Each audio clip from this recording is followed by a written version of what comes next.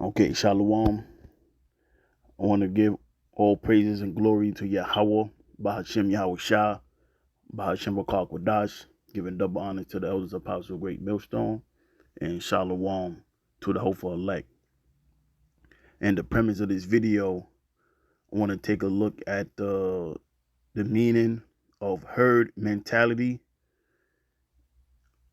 along with Asch conformity.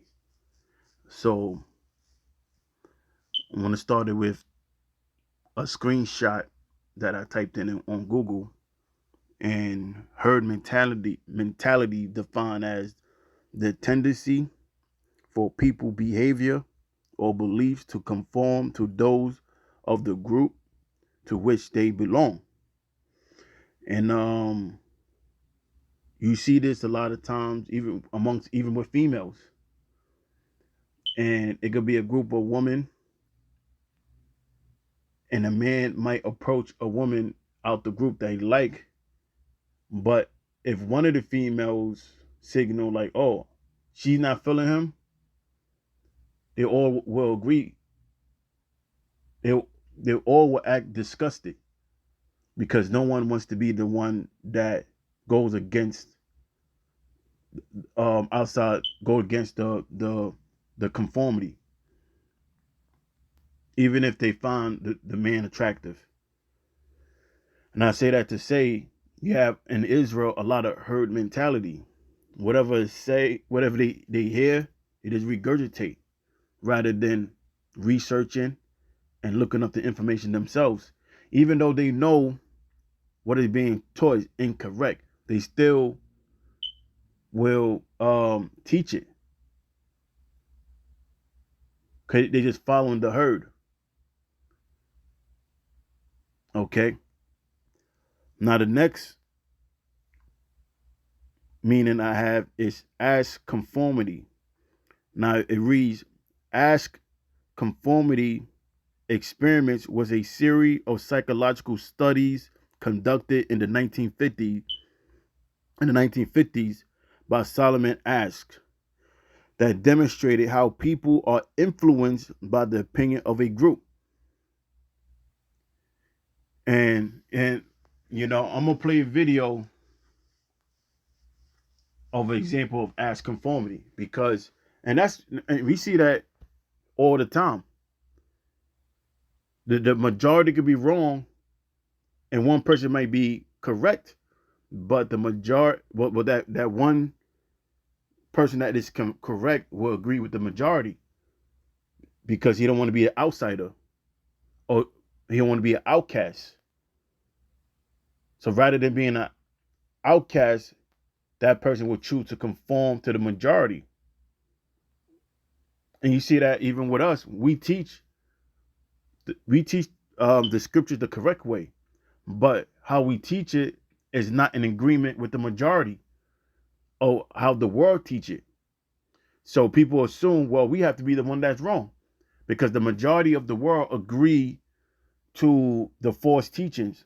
And now when we come with the correct doctrine, the correct breakdown, how the Lord intended the scriptures to be broken down, we looked at as the ones that have it wrong. But that's an example of Asch conformity. So now what I want to do is play this video. It's about 4 minutes long, but this is an Asch conformity experiment. It's not a public opinion poll. It examines behavior under the pressure of social forces, as the experiment of Solomon Asch reveals. The experiment you'll be taking part in today involves the perception of lengths of lines. As you can see here, I have a number of cards, and on each card there are several lines. Your task is a very simple one. You're to look at the line on the left and determine which of the three lines on the right is equal to it in length. All right, we'll proceed in this order. You'll give your answer. Only one of the people in the group is a real subject, the fifth person with the white t-shirt. The others are confederates of the experimenter and have been told to give wrong answers on some of the trials. The experiment begins uneventfully as subjects give their judgments. 2, 2, 2, 2, 2, 3, 3, 3, on the third trial, something happens. 2. 2. 2. 2. 2. The subject denies the evidence of his own eyes and yields to group influence.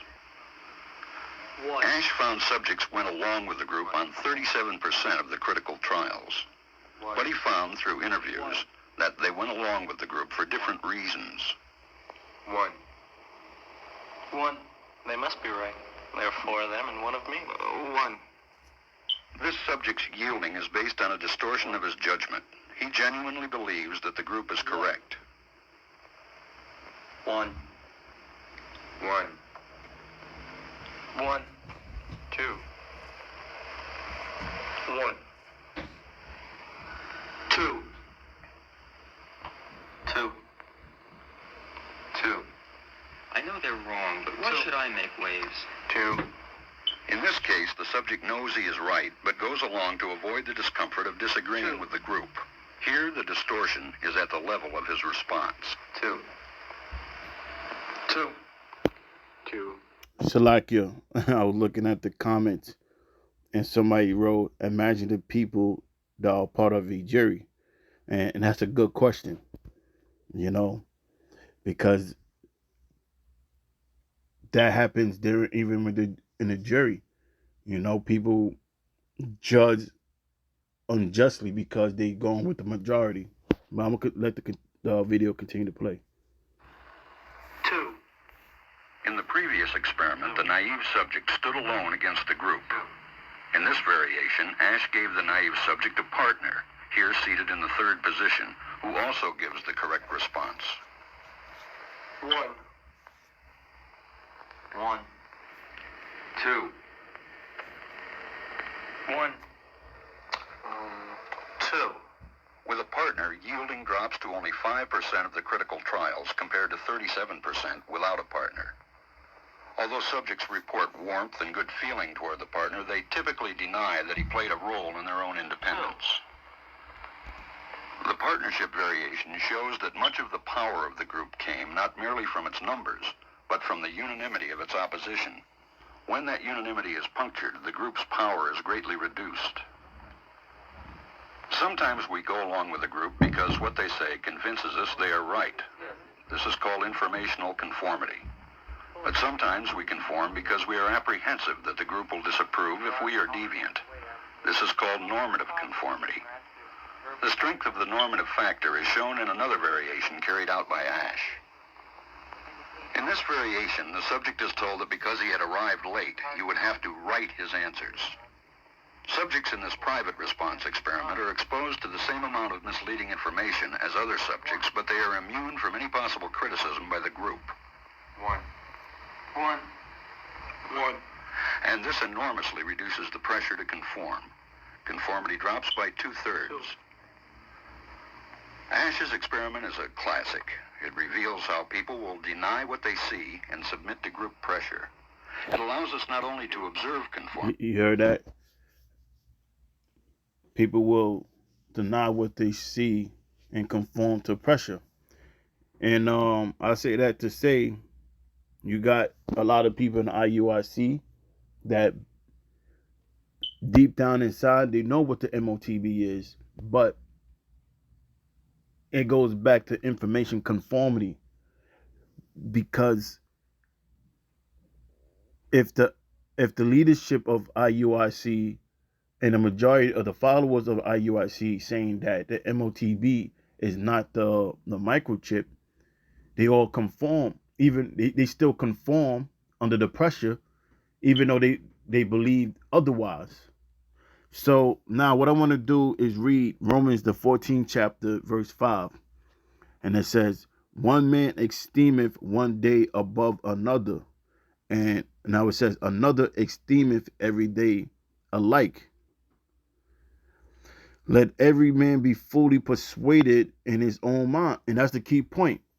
Every man's supposed to be fully persuaded in his own mind. You have to know that this is the truth for yourself, because no man could deliver you. The only one that can deliver you is Yahweh Bahashem Yahweh Shah. That's it.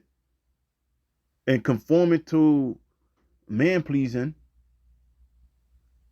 that's going to lead you to be destroyed.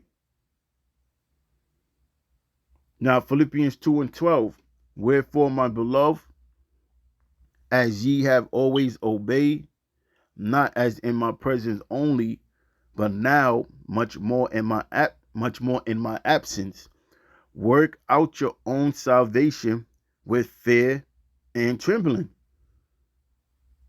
You know, and that's what we're here for, to work out our own salvation.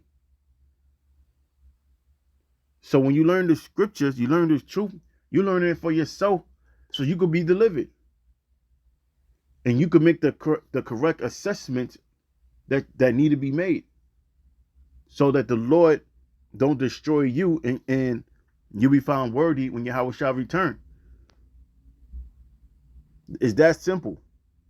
But, you know, some of you guys come in thinking this thing is a popularity contest, and who, you know, where you could fit in.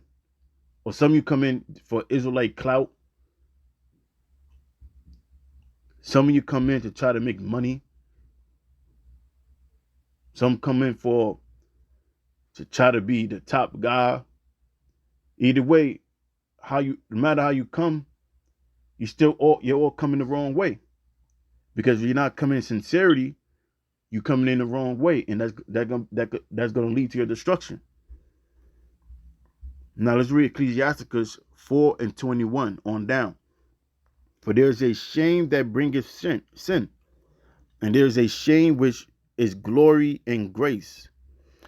Accept no person against thy soul, and let not the reverence of any man cause thee to fall. And the reverence of a man is having respect for a person. So you have so much respect for a person, even when you know they wrong, you go along with it. You know? And that's what all the other camps do. You know, like you see that IUIC, ISUPK, they're just going along with the flow. Because they over reverence their leaders. Rather than they put their leaders before the Most High. So that's what it is. You don't let your reverence compromise your righteousness.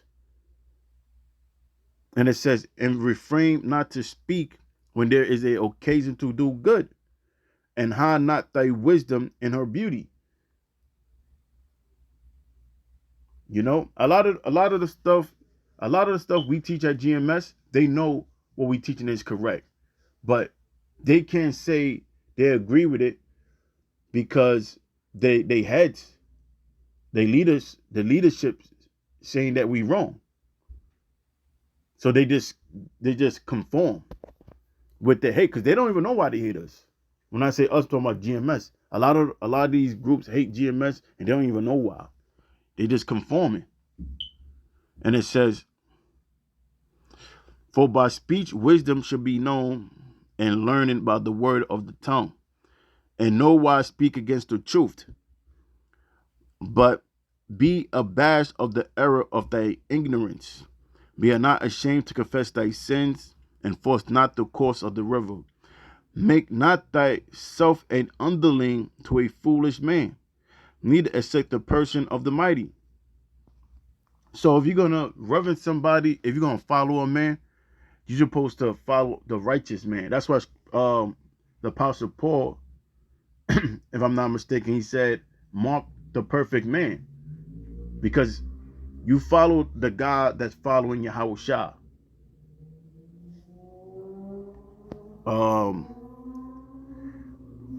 What else I have here?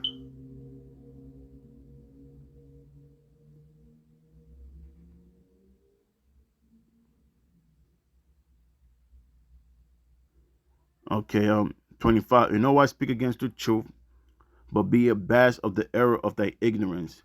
Be not ashamed to confess thy sins, and force not the course of the river. Make not thyself an underling to a foolish man, neither accept the person of the mighty. Strive for the truth unto death, and the Lord Yahweh Bashim Yahweh Shah shall fight for thee. And that should be it. You know, you gotta have faith. You gotta have faith. And I'll close with Jeremiah 17:5. Thus saith the Lord Yahweh, cursed be the man that trusteth in man.